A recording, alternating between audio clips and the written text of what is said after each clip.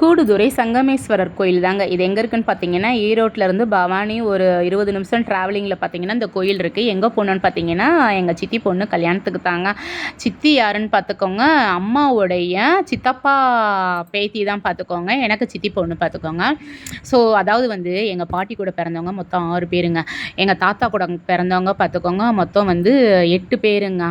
ஆக மொத்தம் பார்த்துக்கோங்க மொத்தம் 14 பேர் பார்த்துக்கோங்க. 16 பேர், சாரி 15, 16 பேர் பார்த்துக்கோங்க.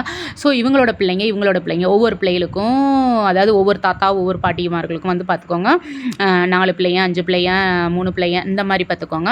ஸோ அதாவது எங்கள் அம்மா வீட்டு சைடும் எங்கள் தாத்தா வீட்டு சைடும் சேர்ந்தாலே பார்த்துக்கோங்க அழகாக சபையே நிறைஞ்சிரும். அவ்வளோ பெரிய கூட்டம் பார்த்துக்கோங்க. பொண்ணு மாப்பிள்ளையெல்லாம் மண்டபத்துக்கு அழைச்சிட்டு வந்துட்டு அங்கே அந்த கூரைப்படவையெல்லாம் சாமிக்கிட்ட வச்சு சாயங்கம் பண்ணிவிட்டு அதுக்கப்புறம் பார்த்துக்கோங்க அந்த கோயிலுக்கு தான் கூட்டிகிட்டு வந்துட்டாங்க. கோபுர தரிசனம் கோடி புண்ணியம்.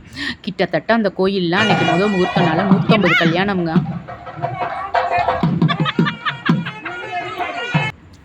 அதாவது என்னென்னா, எங்கள் அம்மா என்னைய காணாண்டு விக்குன்னு தேடிட்டு போச்சு.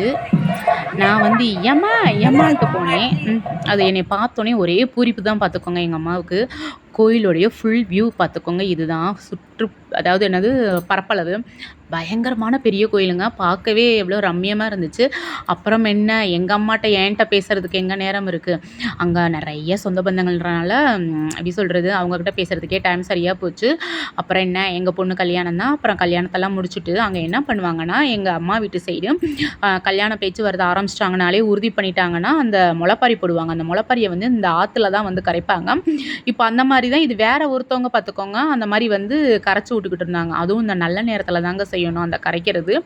அதுக்கப்புறம் என்ன, எங்கள் பாப்பா கூட எங்கள் அம்மா கூடலாம் சில ஃபோட்டோஸ்லாம் எடுத்துக்கிட்டு அதுக்கப்புறம் பார்த்துக்கோங்க அம்மா வந்து இருடி நான் கீழே போயிட்டு வரேன் அப்படின்னாங்க. சரிம்மா சும்மா மட்டும் போயிட்டு வா அப்படின்னு. ஏன்னா ஆல்ரெடி நான் சாமி கும்பிட்டதுனால கால் நினைக்கக்கூடாது அப்படின்ட்டு விட்டுட்டேன்.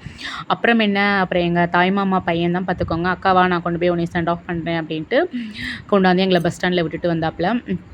அப்புறம் இது மஹாலில் எடுத்த ஃபோட்டோ தான் நான். அதுக்கப்புறம் எங்கள் பாப்பா வந்து எப்படின்னா என் கூட பயங்கர அட்டாச்மெண்ட்டுங்க. நாங்கள் இருக்கிற வரைக்குமே என் கூட தான் சாப்பிடுவா, என் கூட தான் விளாடுவா.